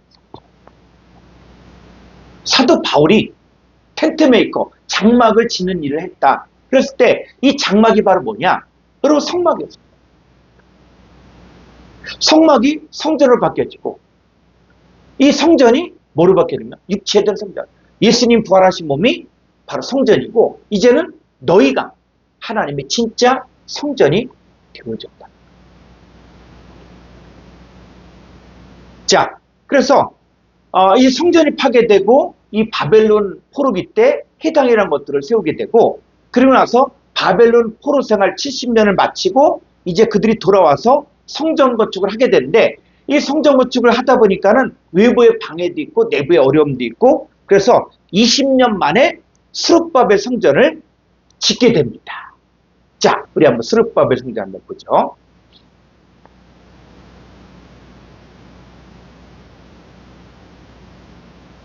예, 이게 스룹바벨 성전. 이게 모형도예요. 우리는 이걸 실질적으로 정확하게 알 수는 없지만 그러나 역사적인 자료들을 통해서 우리가 보는 거예요. 그래서 이게 스룹바벨 성전입니다. 근데 이 스룹바벨 성전이 이제는 지어지게 되고 그러면서 이 에스라를 통해서 이제 약 80년에 걸쳐서 바벨론 포로 이후에 성전 회복, 이 전반부는 성전 회복, 그 다음에 후반부에는 말씀 회복, 그리고 느헤미야를 통해서 3차 귀환이 BC 445년에서 444년에 이루어졌는데 이때 성벽 재건이 또 이루어지게 됩니다. 자, 이 솔로몬 성전이 이 스룹바벨 성전을 이제 지었는데, 자, 이것들이 시간이 지나면서 지금 해파가 되고 계속 그 이스라엘 백성들이 또 로마의 지배를 받고 하다 보니까는 이 성전이 소홀해지고 해파돼.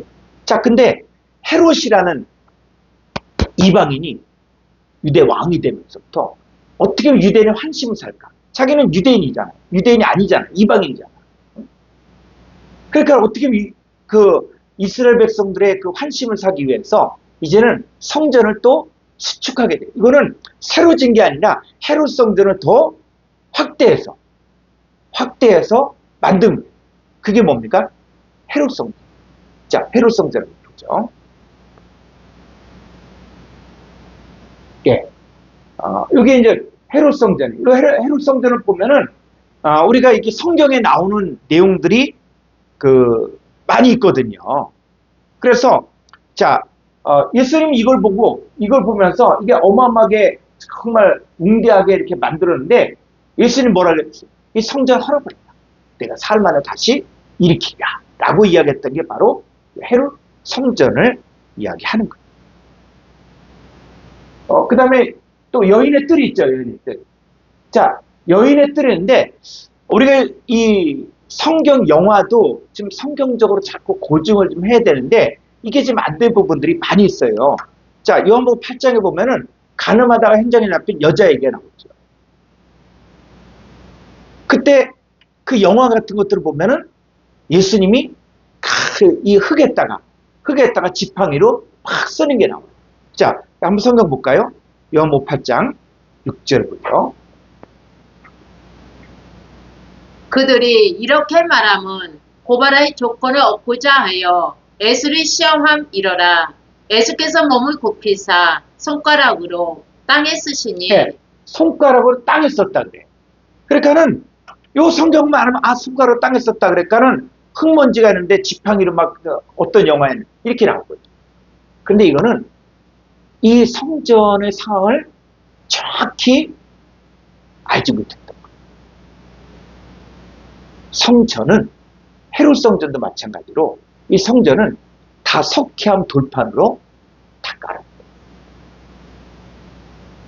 그러면 예수께서 몸을 굽히사 손가락으로 땅에 쓰시니 라고 이야기할 때 이 땅에 썼다는 말이 어떤 의미냐? 응?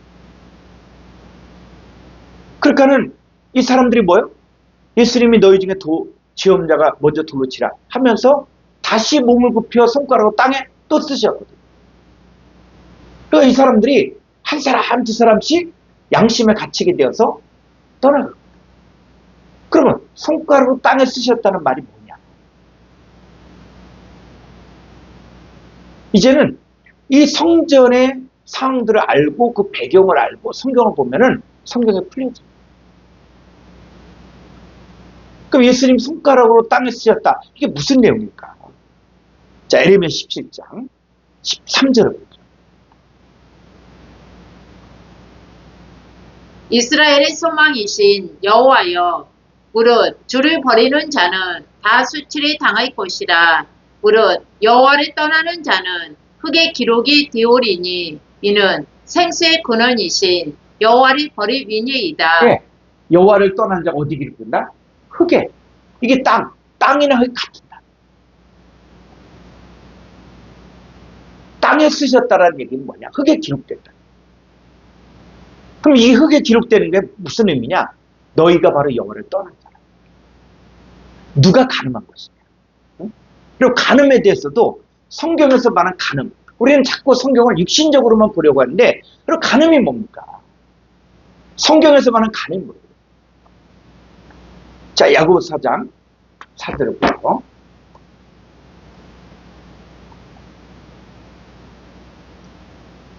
간음한 여인들아 세상과 버틴 것이 하나님과 원수됨을 알지 못하느냐. 그런즉 누구든지 세상과 벗이 되고자 하는 자는 스스로 하나님과 원수되는 것이니라. 여러분, 간음이 뭡니까? 세상과 벗 때문에.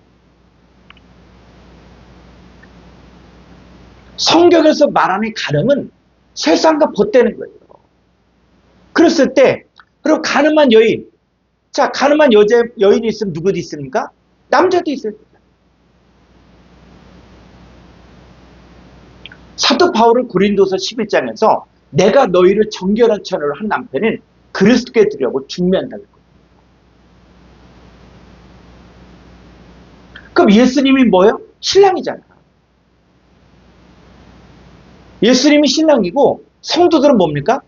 정결한 처녀, 어린 양의 아내 그리스도의 신부예요.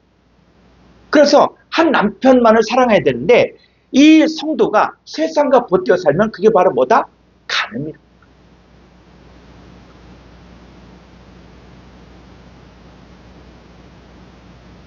스테판 원어 성경을 보게 되면 가늠한 여인들아, 그 다음에 또 뭐가 번역에 빠져나? 가늠하는 남자들아.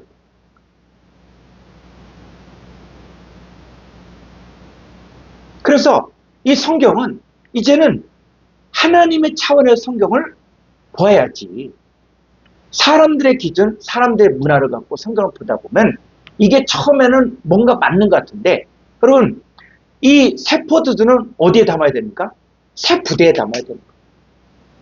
헌 부대에 담으면 터져버려서 포도주도 못 쓰게 되고 부대도 터져버려요.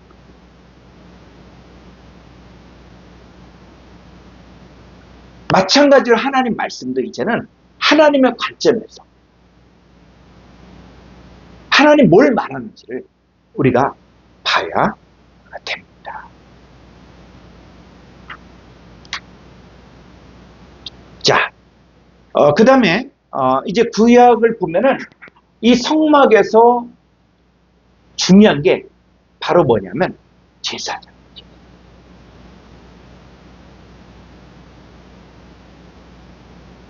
하나님을 대신하는 이 제사장에 의해서 제사함의 역사가 있고 그 다음에 깨끗게 된 역사가 있거든요.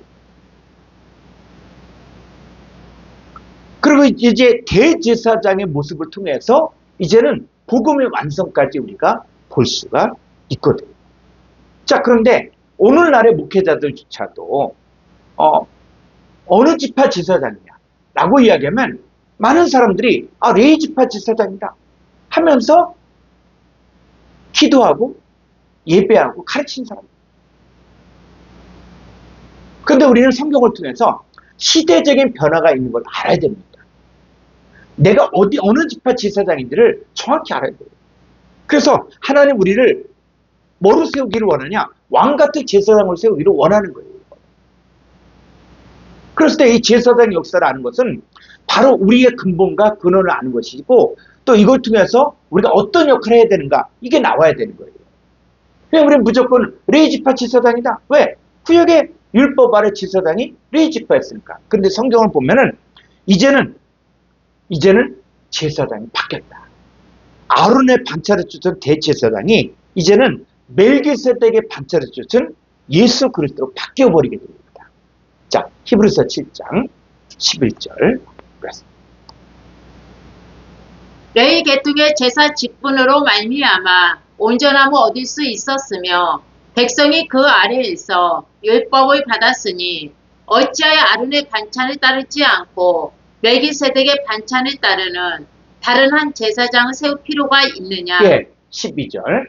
제사 직분이 바꾸어졌은즉 율법도 반드시 바꾸어지리니. 그렇죠. 그래서 이 히브리서 7장은 우리가 율법 아래 신앙생활을 할 것이냐 아니면 바뀌어진 새로운 율법, 생명의 성령의 율법 아래 살 것이냐 하는 게 나눠지는 거예요. 분명한 것은 뭐냐? 레위 계통의 제사 직분으로 말미암아 온전함을 얻을 수 없었다는 거예요. 그래서 하나님께서는 이제는 아론의 반차를 따르지 않고 멜기세덱의 반차를 따르는 한 제사장을 세울 필요가 있었는데 제사 직분이 바뀌었다는 거예요. 제사 직분이 바뀌었다는 것은 뭐냐면 레위 지파 제사장이 아니라 이제는 다른 멜기세덱 반차를 따르는 새로운 제사장을 세웠다는 거예요. 자, 그럼 뭡니까? 율법도 바뀌어졌다는 거예요.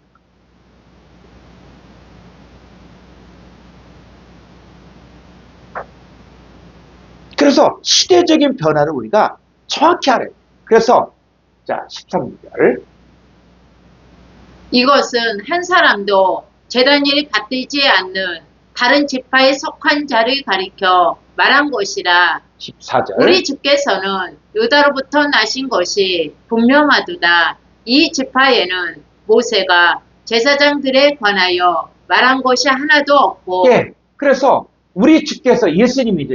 예수님은 유다로부터 나신 것이 분명하도다. 자, 그래서 이 레위 계통의 제사 직분을 통해서는 온전함을 얻을 수 없기 때문에 하나님은 아론의 반차를 따르지 않은 멜기세덱 반차를 쫓은 다른 한 제사장을 세울 필요가 있었습니다. 근데 이건 모세도 몰랐던 거예요. 그래서 구약의 마지막 레위 지파 대제사장이 누굽니까?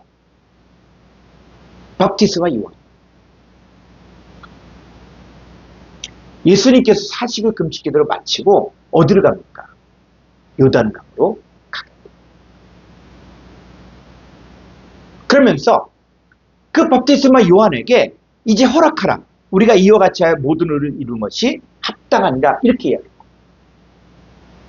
그러니까 밥티스마 요한은 아니 내가 당신에게 침례를 받아야지 왜 당신에게 침례를 받습니까? 라고 이야기하지만 그 예수님은 그렇게 하지 않아요. 이제 허락하라.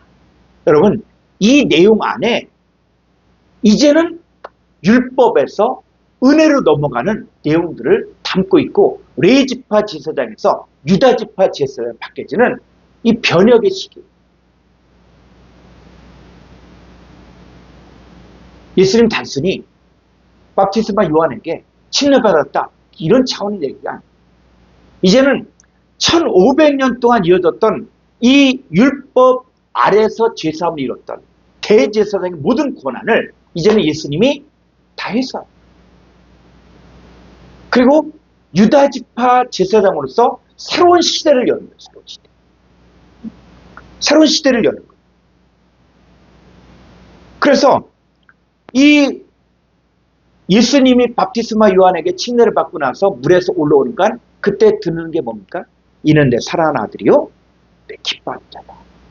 하나님의 공적인 선언이 시킵니다. 자, 그래서 히브리서 4장 14절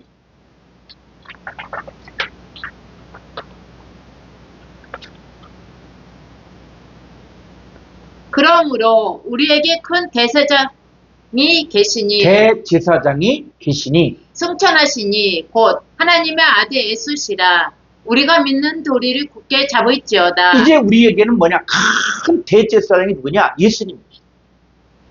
율법 아래 대제사장이 있고 그 다음에 이제는 우리에게 큰 대제사장이 계신데 예수님.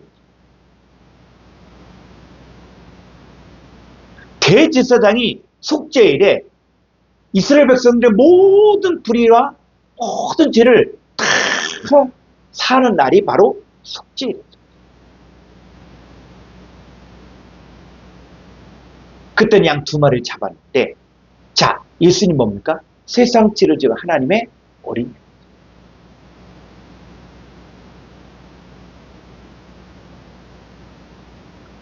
그래서 우리가 믿는 예수님이 어떤 분이냐? 우리 예수님을 2000년 전의 예수님이다 라고 생각하는 사람들이 있는데 그것은 육신적인 예수님만 사람들이 생각합니다. 자, 히브리서 7장 24절을 가보죠. 예수는 영원히 계심으로 그 제사장 직분도 갈리지 아니하느니라. 네, 예수님 어떤 분이 영원히 계십니다.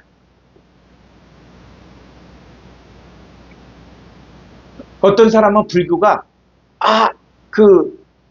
예수님보다 500년 전에 태어났다.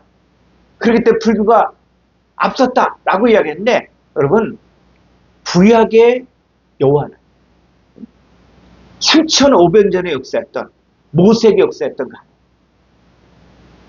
그 하나님이 그분은 뭐예요? 영원한 그분이 육신의 몸을 입고 나타나신 게 바로 예수님. 예수님 33년 반을 살았지만 예수님은 죽은 게 아닙니다. 그래서 예수는 영원히 계십니다. 이게 열려져야만 이제는 우리가 신앙생활하면서 단순히 어떤 예수가 선지자다, 또 말씀 가르친 자다, 이런 분이 아니에요. 그래서 예수님은 영원히 계신 분인데, 자, 그분은 어떤 분입니까? 25절. 그러므로 자기를 힘입어 하나님께 나아가는 자들을 온전히 구원하실 수 있으니 이는 그가 항상 살아계셔서 그들을 위하여 간구하심이라. 26절. 이러한 대제사장은 우리에게 합당하니 거룩하고 악이 없고 더러움이 없고 죄인에게서 떠나 계시고 하늘보다 높이 되시니라. 그는 저 대제사장들이 먼저 자기 죄를 위하고 다음에 백성의 죄를 위하여 날마다 제사 드리는 것과 같이 할 필요가 없으니 이는 그가 단번에 자기를 드려 이루셨음이라. 율법은 약점을 가진 사람들을 제사장으로 세웠거니와 율법 위에 하신 맹세의 말씀은 영원히 온전하게 되신 아들을 세우셨느니라. 레위지파 제사장은 뭡니까? 약점을 가진 사람들. 그러니까 아무리 대제사장이라 할지라도 시간이 좀 줍니다. 그럼 또 다른 사람을 또 세우고 또 줘. 그래서 이 사람들은 자기 죄도 해결을 못합니다. 모든 사람이 죄를 범했으면 하나님 영광에 이르지 못했고 죄의 삭은 사망. 그래서 율법 아래 레위지파 제사장들은 죄를 해결할 수 없습니다. 그런데 우리의 대제사장은 누구냐? 영원히 온전케 되신 아들, 하나님의 아들이 바로 우리의 제사장. 그래서 자, 히브리서 3장 1절을 가보죠. 그러므로 함께 하늘의 부르심을 받은 거룩한 형제들아, 우리가 믿는 도리의 사도이시며 대제사장이신 예수를 깊이 생각하라. 예, 그래서 대제사장이신 예수. 이제는 우리가 믿는 예수가 어떤 분인지, 단지 2000년 전에 나타나서 사역하다가 33년 만에 돌아가신 그분만을 볼 것이냐 했을 때 그게 아니라 우리 신앙생활이 이제는 한 단계를 업그레이드 하려면 이 부분을 뛰어넘어요. 그래서 예수님은 어떤 분이냐? 예수님은 자, 히브리서 3장 13장 8절 보죠. 13장 8절. 예수 그리스도는 어제나 오늘이나 영원토록 동일하시니라. 네, 예수 그리스도는 어제나 오늘이나 영원토록 동일한 거예요. 그분은 이 창세기 3장에도 계셔. 또 7절 8절도 계셔. 다윗과도 함께. 그분은 어제나 오늘 영원토록 동일하신 거예요. 부활하신 예수님은 얼마든지 형체를 바꾸고 나타날 수 있어요. 그러니까 지금 이 시대에도 하나님 우리와 함께 한다고 할 때 그 예수 그리스도는 어제나 오늘이나 영원토록 동일하신 그분이 지금 이 시대에도 하나님의 역사를 이루고 있다. 그래서 우리가 신앙생활을 할 때 내가 누구냐? 우리 정체성을 알려면 내가 누구냐? 내가 원숭이의 후손이냐? 이게 분명해야 돼요. 만약 원숭이의 후손이다 그러면 사람은 얼마든지 유물론, 어떤 도구로 쓸 수 있는, 많은 사람을 위해서 희생하는 거 당연하다. 자, 근데 성경은 이제 뭘 이야기하는 것이냐면 나의 뿌리가 어디냐, 나의 근원이 어디냐. 그래서 이 성경은 예수님의 족보를 이야기해요. 자, 누가복음 3장 23절을 가보죠. 예수께서 가르치심을 시작하실 때에 30세쯤 되시니라. 사람들이 아는 대로는 요셉의 아들이니 요셉의 이는 헬리요. 네, 그래서 누가복음의 족보와 그 다음에 마태복음의 족보가 차이가 있어요. 그래서 이 누가복음의 족보는 바로 뭐냐면 요셉의 아들이 요셉의 위는 헬리. 그랬을 때 요 헬리는 바로 어느냐면 마리아의 족보, 마리아 족보. 헬리는 장인어른이죠. 그래서 이 마리아의 족보에서 쭉 위로 올라가게 되어지는데, 자, 올라가다 보면은 어디까지 가야 되냐? 자, 38절 가볼까요? 그 이는 에노스요, 그 이는 셋이요, 그 이는 아담이요. 예, 그 위는 아담. 그래서 첫사람 아담으로부터 아담이 조상이라고 생각하는 사람. 근데 예수님의 족보는 첫사람 아담이 조상이 아니라 어디라고요? 그 위는 뭐예요? 그 이는 하나님이시니라. 하나님. 우리가 성경을 가르치다 보면 자기의 뿌리를 어떤 사람은 첫사람 아담으로부터 시작하는 것으로 끝내버리는 사람도 있습니다. 근데 성경을 잘 봐요.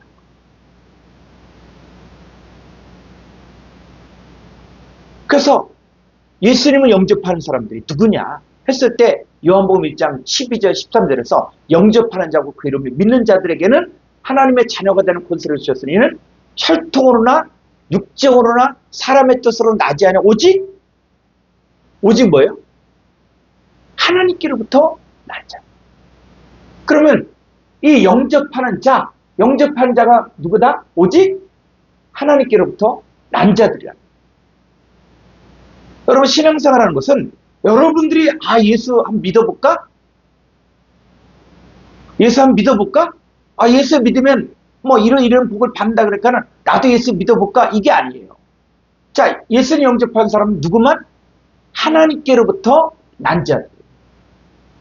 그러니까 여러분들은 신앙생활하면서 이제는 나는 첫사람 아담의 후손이 아니라 바로 하나님께로부터 났다. 자, 하나님께로부터 났기 때문에 우리를 예수님 뭐로 보냐? 자, 히브리서 2장 11절. 거룩하게 하시는 이와 거룩하게 함을 입은 자들이 다 한 근원에서 난지라. 그러므로 형제라 부르시기를 부끄러워하지 아니하시고. 예, 거룩하게 하신 예수님과 거룩하게 함을 입은 자들, 우리들이 다 뭐요? 한 근원. 하나에서 났다. 그래서 예수님도 하나님께로부터 났고 우리도 똑같이 하나님께로부터 났다. 그래서 형제라 부르지. 그럼 형제는 뭡니까? 한 자궁, 한 태에서 태어난. 그 예수님과 우리는 형제지간. 그래서 고린도전서 1장 30절. 너희는 하나님으로부터 나서 그리스도 예수 안에 있고 예수는 하나님으로부터 나와서 우리에게 지혜와 의로움과 거룩함과 구원함이 되셨으니. 예, 그래서 예수도 하나님부터 났고 너희도 뭐요? 하나님부터 났고 뿌리가 같다는 거예요. 우리가 한 형제를 봐도 공부 잘할 수도 있고 사업 잘할 수도 있고 그 다음에 똑똑할 수도 있고 그래. 그러나 부모가 봤을 때 똑같은 형제. 그래서 나의 뿌리, 나의 근원이 이제는 하나님으로부터 난다. 자, 우리가 예수님을 영접하면 이제는 우리가 누구의 족보에 들어갈 수 있느냐? 우리가 하나님의 족보에 들어가면 반드시 뭐냐? 예수님을 영접해야 된다. 그래서 갈라디아서 3장 16절. 이 약속들은 아브라함과 그 자손에게 말씀하신 것인데 여럿을 가리켜 그 자손들이라 하지 아니하시고 오직 한 사람을 가리켜 내 자손이라 하셨으니 곧 그리스도라. 예, 그래서 아브라함에게 한 약속, 또 그 후손 아브라함과 또 이삭과 야곱과 또 수많은 이 선지자들에게 한 약속들. 이건 뭐야? 딱 한 사람에게 말합니다. 한 사람을 가리켜 말합니다. 그 한 사람 뭡니까? 그 아브라함의 진짜 자손이 누구예요? 혈통으로나 육적으로 사람의 뜻으로 난 게 아니에요. 그래서 이 표면적 유대인과 이면적 유대인이 있는 거예요. 이제 우리가 예수님 영접하면 우리는 이제는 하나님의 축복에 들어갈 수 있는 길이 열려진 거예요. 그리고 하나님의 모든 약속도 지금도 혈통으로 난 이스라엘 사람들이 자기들이 선민이다, 자기들이 택한 민족이다 라고 이야기하지만 이미 성경은 진짜 하나님의 약속은 누구에게 이루어진다? 한 사람 그리스도에게 성취가 된다.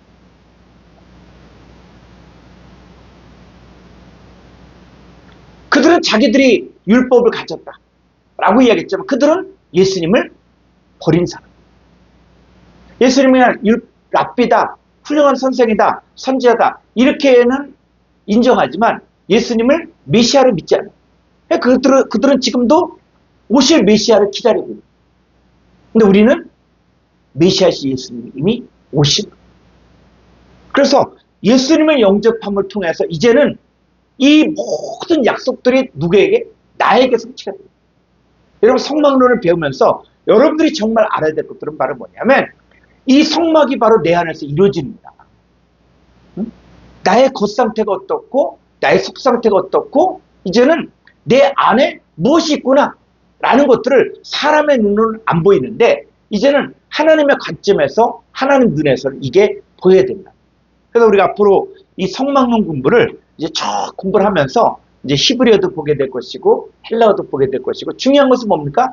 이 성막이 나에게 유익하고 내 신앙생활의 근본이 무엇인지를 이야기하고 있습니다.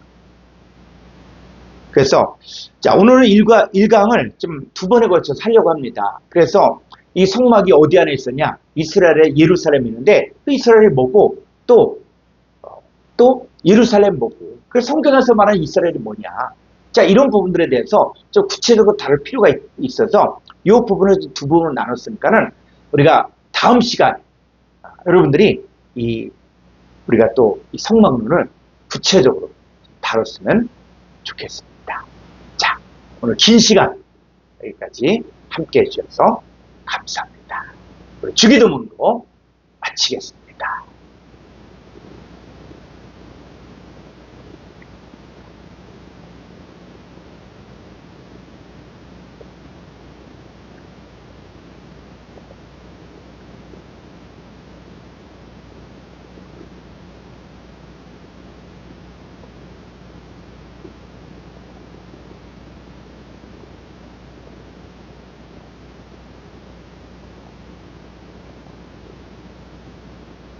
파텔 헤몬 호 엔투이스 우라노이스 하디아스테토 토 오누마 수 엘테토 헤 바실레이아 수 게네테토 토 텔레마 수 호스 엔 우라노 카이에프테스 게스 토나로톤 헤몬톤 에피우시오 도세민 세메르 카이아페세민 타 오펠레마타 헤몬 호스 카이 헤메이스 아피에멘 토이스 오펠레타이스 헤몬 카임의 에이세네케스 헤마스, 에이스페라스, 알라 휘사이 헤마스 아포투, 포네, 호티스 에티네 바실레이아, 카이에티나미스, 카이에독사, 에이스토스 아미나스, 아멘.